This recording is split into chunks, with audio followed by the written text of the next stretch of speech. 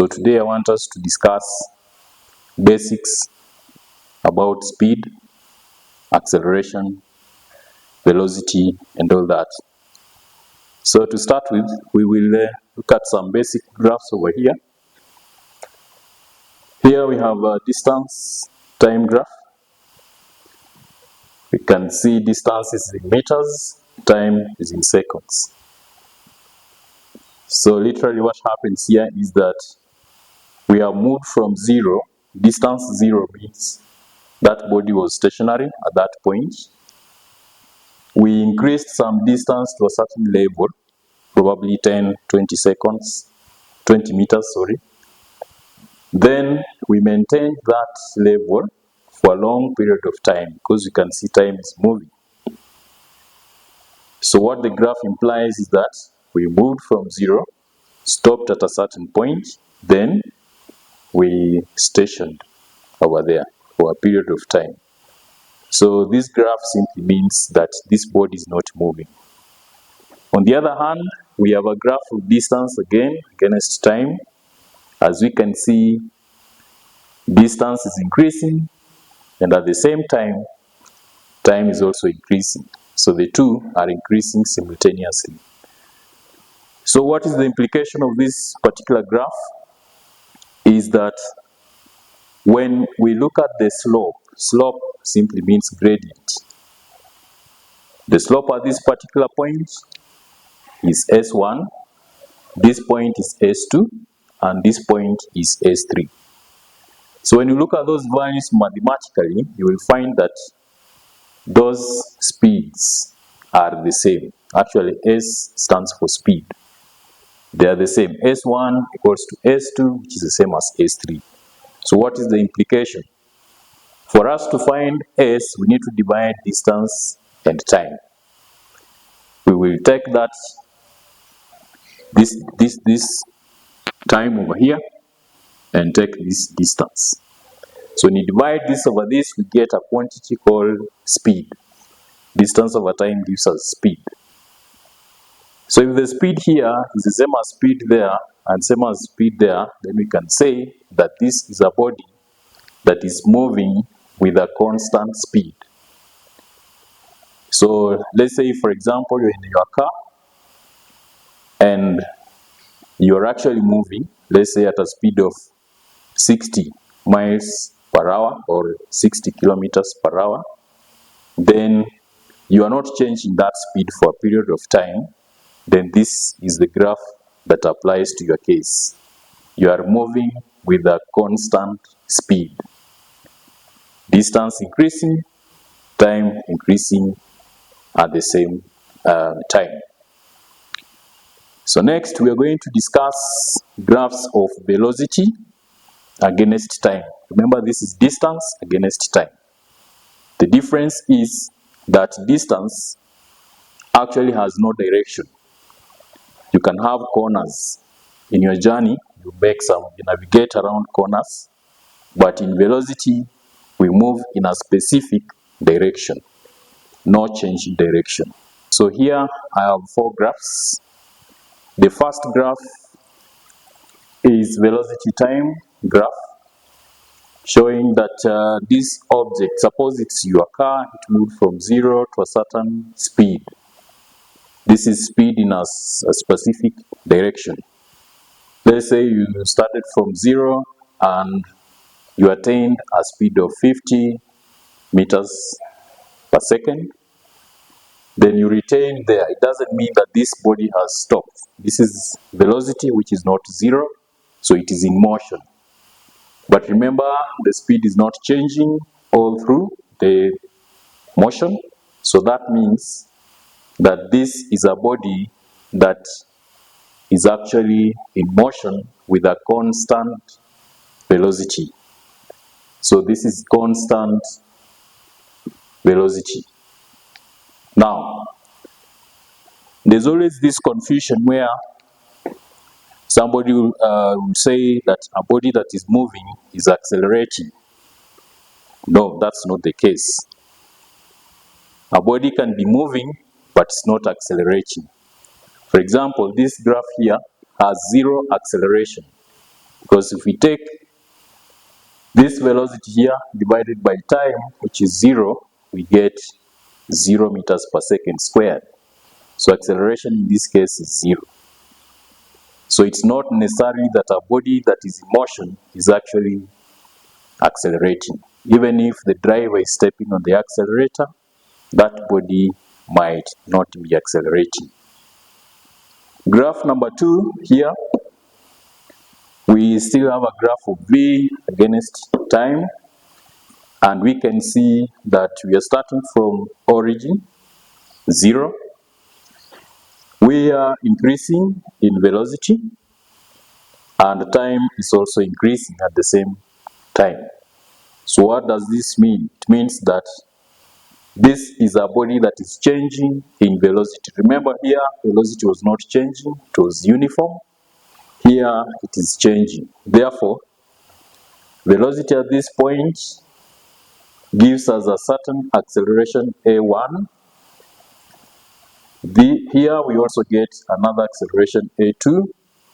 And here, a certain acceleration A3. When you look at those answers, you find that acceleration is the same. So the rate at which this person is increasing the speed is actually constant. In other words, we say that this is a body that is accelerating uniformly. It has a uniform rate of increase in velocity. That's what it means. Because A1 equals to A2, which is equal to A3. So let me talk about graph number 3. We have a graph of velocity against time. Time, of course, is in seconds. So in this case, the body starts from a certain velocity up there. Whichever number, it can be 20, it can be 50, 100, and so forth. So this person reduces the velocity all the way up to 0. This is 0 velocity. So this is a body that is decelerating. Decelerating is the opposite of accelerating. Actually, it has a negative value because when you look at the gradients or the slope here, S1, S2, and S3 are actually the same, but with a minus sign. The minus sign indicates direction because this is a vector quantity. Velocity is a vector quantity. So since S1, S2, S3 are the same, then it means that this is a body that is decelerating uniformly, or a body that accelerates at a uniform rate. Now here we have a case where we have a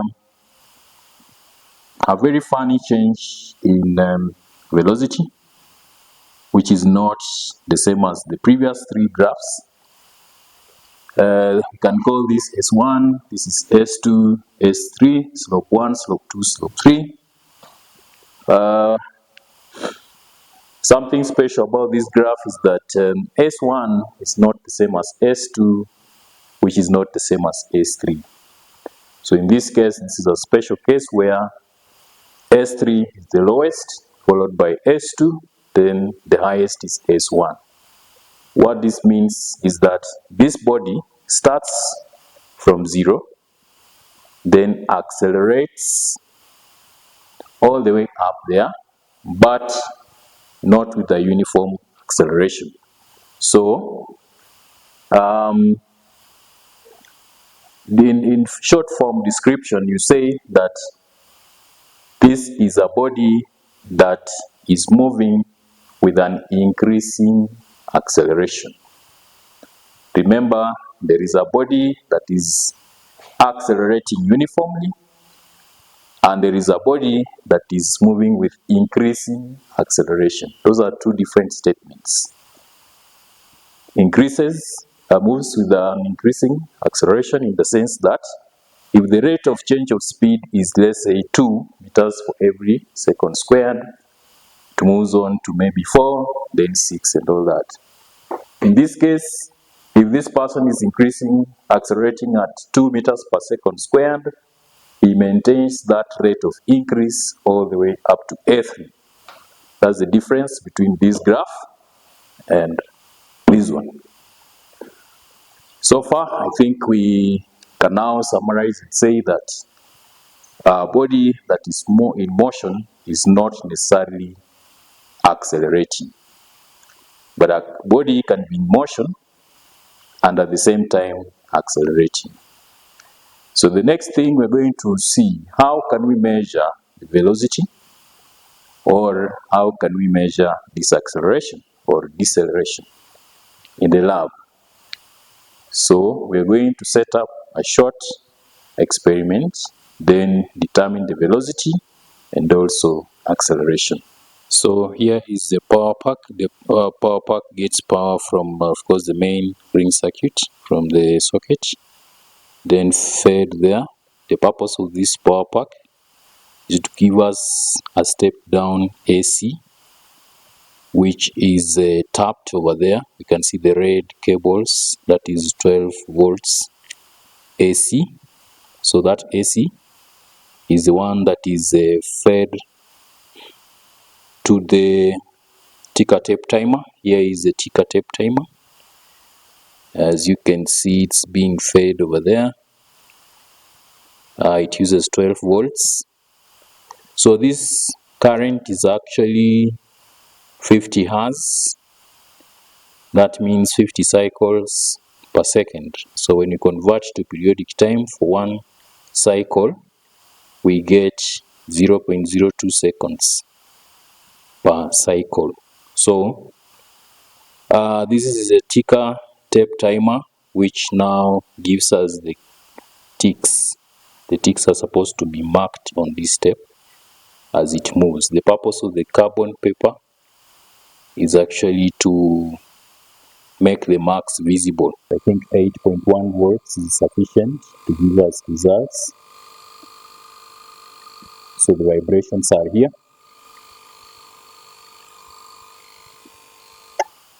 So as the timer vibrates, this step will be pulled by the body that is being investigated, that body in motion like that. So the marks are actually produced on this tape. So we're going to use this body over here. This is a trolley. This is a basic trolley which has some wheels. So we make it to run down this runway. We have a runway all the way down there. So it actually runs that way.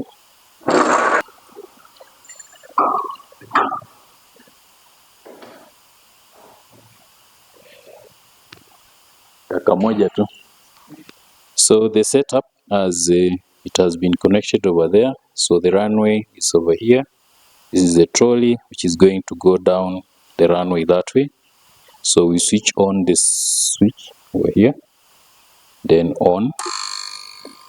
So it's vibrating.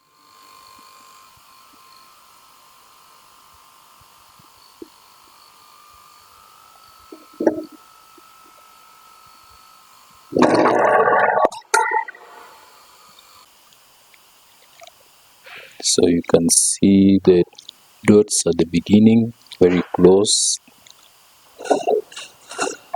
and at the end they are wide, they are spread. So with me here on the board, I have an example of a tape which has been obtained from a certain motion of a trolley. So if it was going to the left, like the way this arrow shows, it means it was accelerating. You can see the marks are too close than the other side. If it was going to the other side, then we say it was decelerating because it is the opposite. This simply means these larger spaces mean it was moving faster. Closer spaces mean it was moving slower.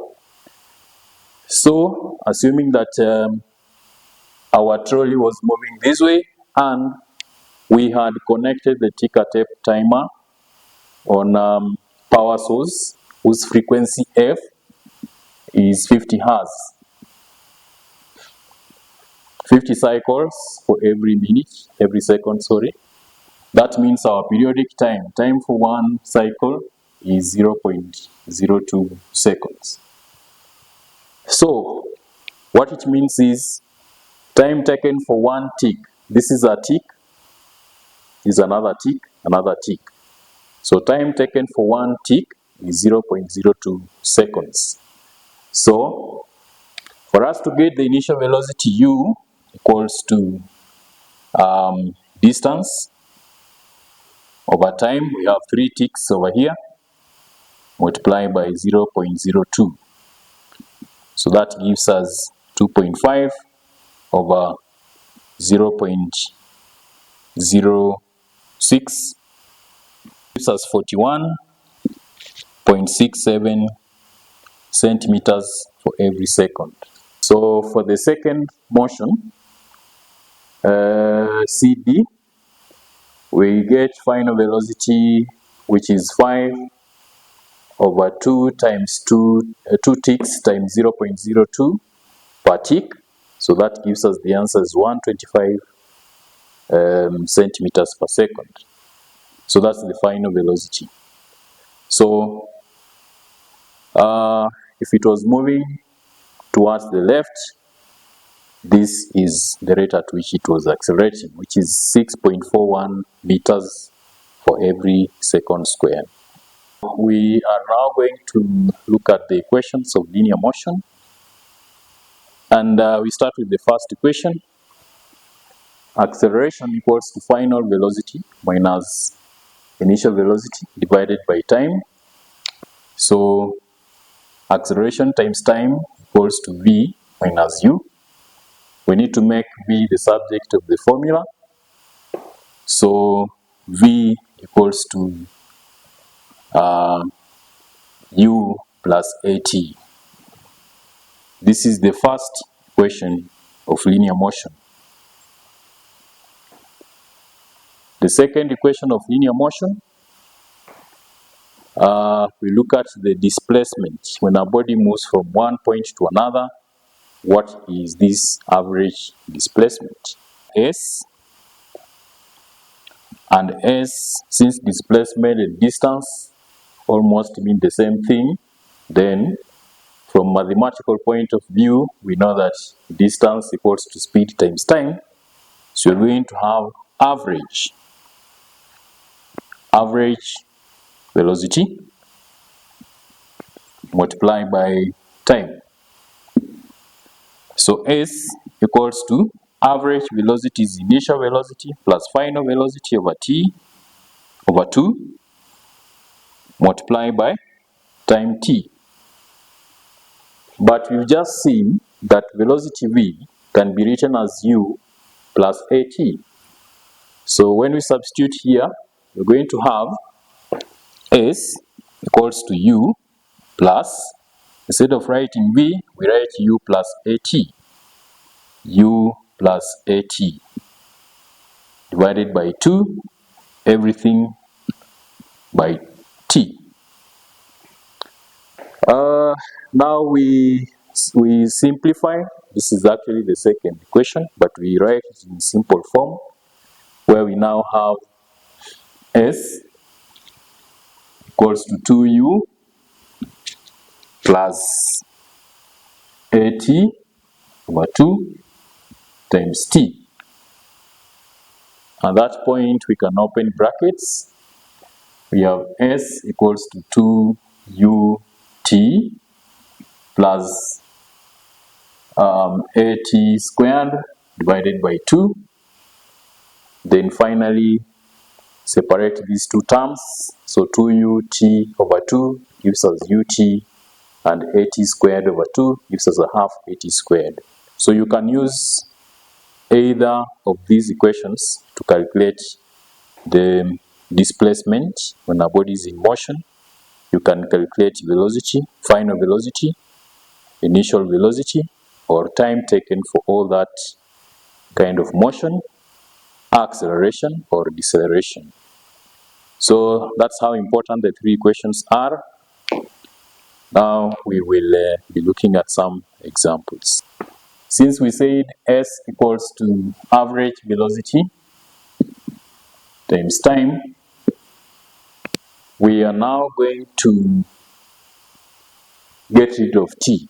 So from the first equation, which says v equals to u plus at, we make t the subject of the formula, where we have now our at equals to v minus u. Therefore, t is v minus u over a. So instead of writing that t, we are going to write v minus u over a. So s now, in this case, s will be u plus v over 2 multiplied by v minus u over a. So when you simplify everything, you find that s equals to v squared minus u squared over a, and finally v squared equals to u squared plus 2as. So this is the third equation of linear motion. So you can use all those three equations to calculate either velocity, acceleration, or time taken. Thank you for watching. Remember to subscribe and receive more videos on physics.